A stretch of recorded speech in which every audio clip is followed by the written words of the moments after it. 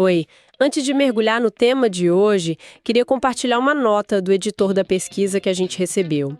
Diz assim: o método, recursos e práticas da constelação familiar se aproximam inevitavelmente de conceitos que podem ser facilmente encontrados na doutrina espírita e em outras tradições espiritualistas.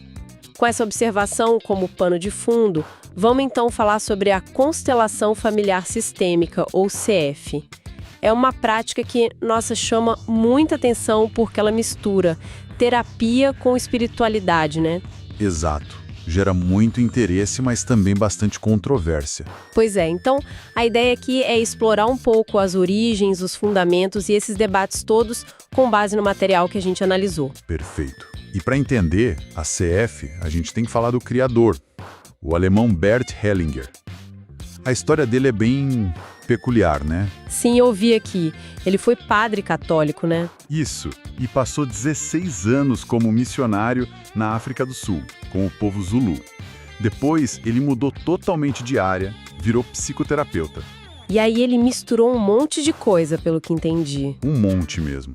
Foi buscar elementos na psicanálise, na terapia familiar sistêmica, no psicodrama, gestalt. É uma salada de influências, digamos assim. E a sacada principal dele ali nos anos 80 foi essa coisa dos padrões familiares que se repetem, né? Uma espécie de lealdade invisível que passa de geração para geração. Exatamente. A ideia de que a gente carrega, sem saber, questões não resolvidas dos nossos antepassados. Ele chamou a abordagem dele de sistêmica fenomenológica. Fenomenológica. Porque busca observar os fenômenos que surgem no campo sem muita interpretação prévia. A ideia é acessar uma consciência familiar, tipo uma memória coletiva do sistema familiar. Entendi. E aqui entra forte a influência Zulu, da época dele na África. As fontes sugerem que essa vivência foi fundamental, embora o próprio Hellinger parece que não divulgava muito essa conexão. Ah, interessante isso. Que tipo de influência? Bom, conceitos como a importância dos ancestrais, os amadlose, sabe? E até práticas de leitura de padrões que lembram um pouco o ukulola, que é uma forma de adivinhação com ossos que os Zulus usam. Parece ter inspirado o método dele de observar as dinâmicas. Fascinante essa conexão cultural. E para explicar como essa memória passaria entre gerações, ele usou umas teorias meio complexas, né? Sim, ele recorreu a duas ideias principais. O inconsciente coletivo do Jung, que é mais conhecido. Sim, da psicologia analítica. E a teoria dos campos morfogenéticos, de um biólogo chamado Rupert Sheldrake. Só que aí, é preciso dizer, essa teoria do Sheldrake é bem polêmica. Polêmica como? É vista como pseudocientífica por boa parte da comunidade científica. Não tem validação experimental robusta, entende? Então, usar isso como base já começa a gerar críticas. Imagino. E essa ideia de acessar memórias ancestrais, campos... Aí a gente volta naquela nota do editor, né? Sobre a proximidade com visões espiritualistas. Sem dúvida. É uma fronteira meio tênue aí. Mas o método em si, a prática, gira em torno do que Hellinger chamou de ordens do amor. Ordens do amor. Quais são elas? São basicamente 3 princípios que, segundo ele, regem os sistemas familiares para que o amor flua bem. Primeiro, o pertencimento. Pertencimento. É, a ideia de que todo mundo que faz parte da família tem o direito de pertencer, mesmo aqueles que foram excluídos, esquecidos ou tiveram destinos difíceis. Ok, faz sentido. A segunda é a ordem, ou hierarquia. Respeitar quem veio antes. Os pais vêm antes dos filhos, o primeiro parceiro antes do segundo, e assim por diante. Aham. E a terceira é o equilíbrio entre o dar e o receber. Nas relações, precisa haver uma troca justa, senão desequilibra. Entendi. Pertencimento, ordem e equilíbrio. Isso.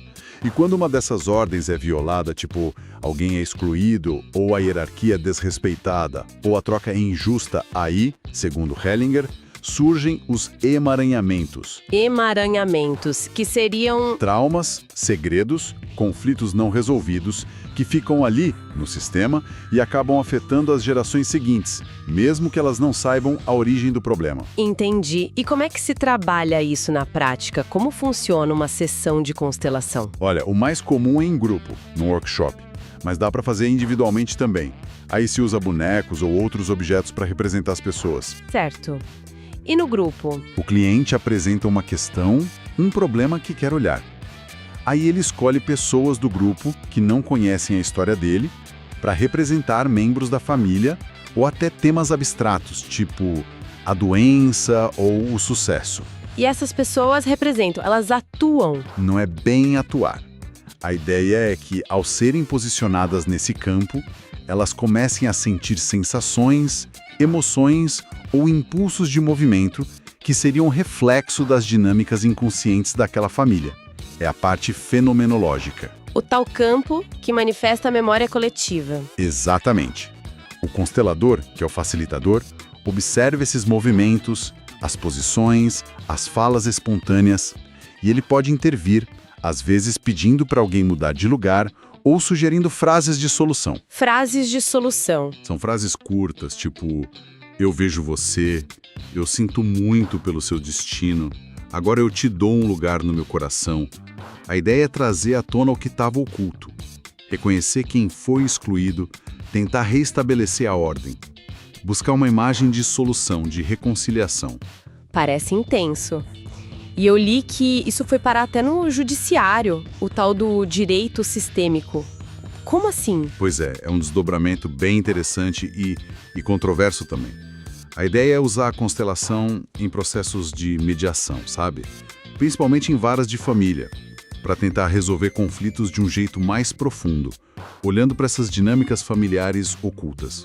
Mas isso é aceito oficialmente? Então, o Conselho Nacional de Justiça, o CNJ, chegou a reconhecer a prática como uma ferramenta possível em alguns contextos de mediação e conciliação, mas isso gerou e ainda gera muito debate jurídico e ético. Imagino, porque, como a gente já falou, as críticas são fortes, né? Sim, e são críticas bem contundentes. O Conselho Federal de Psicologia, o CFP, por exemplo, é muito claro. Constelação familiar não é prática psicológica, não é psicoterapia.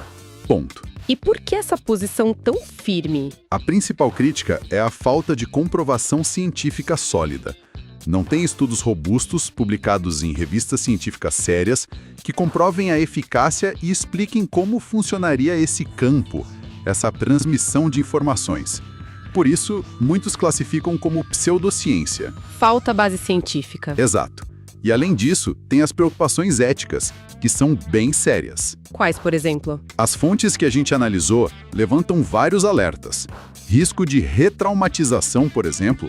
A pessoa pode reviver dores familiares muito intensas sem ter um suporte terapêutico adequado e contínuo. Complicado. Outro ponto é o risco de indução de falsas memórias. O facilitador, mesmo sem querer, pode acabar sugerindo coisas que a pessoa assume como verdade sobre sua família. E também tem críticas diretas a algumas posturas do próprio Hellinger. Do criador. Tipo o quê? Atribuem a ele, em falas e textos, visões que soam problemáticas hoje em dia. Coisas que poderiam, por exemplo, culpabilizar vítimas de abuso sexual ou incesto, dizendo que elas teriam alguma lealdade ao agressor ou defender hierarquias familiares muito rígidas, às vezes machistas. Nossa, isso vai totalmente contra a ética profissional da psicologia, por exemplo. Totalmente. Culpabilizar a vítima, jamais. Defender hierarquias fixas assim também não bate com a visão da maioria das terapias. Por isso o CFP e outros órgãos são tão cautelosos ou críticos. Então, resumindo a história toda, a gente tem, de um lado, uma prática que atrai muito a gente, né? Com essa promessa de resolver nós familiares profundos, misturando terapia, visão sistêmica, um toque de espiritualidade e essas raízes inesperadas na cultura Zulu. Exato. E que está se espalhando, chegando até em áreas como o direito. Mas, por outro lado... Por outro lado, um caminhão de questionamentos. falta de base científica, classificação como pseudociência e alertas éticos bem importantes sobre segurança, a formação de quem aplica e até sobre as ideias originais do Hellinger. Exatamente essa tensão. Uma abordagem popular, com aplicações diversas, mas que enfrenta contestações científicas e éticas muito sérias. Fica então a reflexão, né? Quando a gente busca entender e talvez curar as complexas relações familiares, que lugar existe para abordagens assim que ficam nessa fronteira entre o terapêutico e o espiritual, mas sem o selo da ciência consensual? Que tipo de cuidado, de discernimento é preciso ter ao se envolver com isso?